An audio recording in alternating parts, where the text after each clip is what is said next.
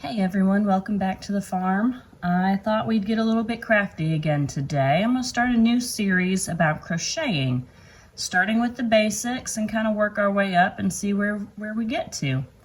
So today what we're going to learn about is how to start your loop and how to cast on and a single crochet. And that is the basics and the base of every crochet pattern that you will ever have, is learning how to start your loop, cast on, and 99% of those patterns are all going to have a single crochet. So let's get started. What you're going to need today, you're going to need some yarn. This is just some scrap yarn that I have, a crochet hook. This one is a size K or a 10.5 or 6.5 millimeter. You can use a different hook if you want to. I'm using this one so it's a little bit easier to see with this yarn. And then some scissors at the end to snip off your tails. Okay, so first we're going to take the yarn, pull some out a little bit.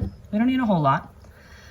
Now this one's a little bit wonky because I think I had used it in a pattern and I didn't like it, so I took it back apart. So it's a little bit crinkly looking, but it'll work just fine. You'll never know that it was used before once you start working with it.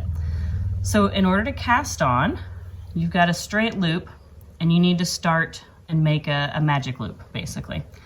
So you're going to take the tail and hold it in your fingers here, wrap it over your index finger twice. So you have 1, 2. You're going to take that first one, come over the second one, and then the second one goes over your finger, okay? And then you pull it tight. Now you have a loop with a little knot. Stick your crochet hook into that loop, just like that, and you're gonna pull it so that it's close to the crochet hook. You don't want it too tight because you wanna be able to use it still, okay?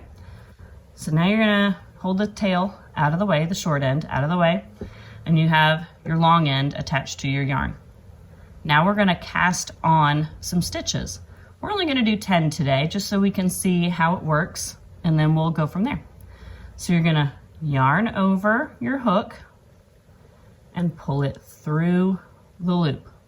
Don't pull tight. If you pull it tight, you won't be able to use to crochet into it when we go to the next line. Yarn over, pull it through. So that's 2. Yarn over, pull through, yarn over, pull through, yarn over. Oh, I've lost count. 1, 2, 3, 4, 5. So 5 more. 6, 7, 8, 9, and 10. So now we have 10 cast on stitches. All right. Now most of your work is going to be a lot longer than this. This is just to show as a sample. Okay. I'm a little tight here on the end. That's okay. So what we're going to do from here is we're going to start our single crochet. So we're going to work our way back across the top of this. Okay. So what you'll do is you're going to chain 1 more stitch, and you're going to skip that stitch and go into the one before it. Just like that. And that is why you want to keep these chains nice and loose so that you can still work with it. So then you're going to yarn over, pull it through.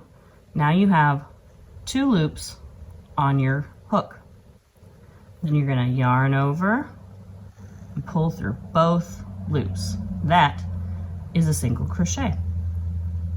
All right, so we'll do it again. We'll go through this loop, the next one, yarn over, pull through. We have 2 loops, yarn over, pull through both of the loops. Now you have 2. All right, we'll do it again. Through the next hole, yarn over, pull through. 2 loops on the hook, yarn over, pull through both loops. So let's work all the way down.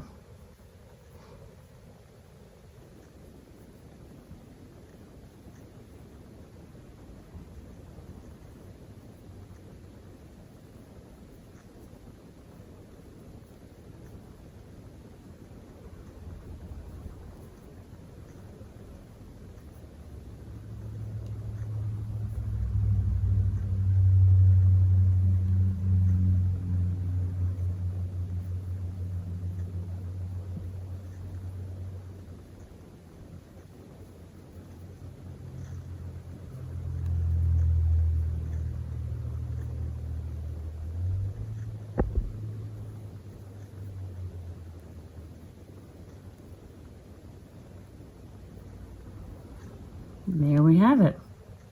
So now we have 10 single crochets. There we go.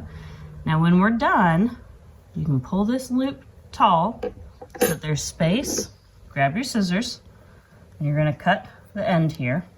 You're going to take the tail that made that loop, and you're going to loop it through twice. So 1, 2 times, and then pull it down tight, and that locks that last stitch in so that things aren't going to fall out. There you go. Now you've got 10 single crochets. I hope you guys enjoyed it. You use different hooks with different weights of yarn, different thicknesses of yarn. So just read on your packaging what hook is going to work best for that yarn and work with that. If anyone has any questions, put them down in the comments below. I will do my best to answer them. Otherwise, we'll see you next time and we'll do the double crochet. Thanks.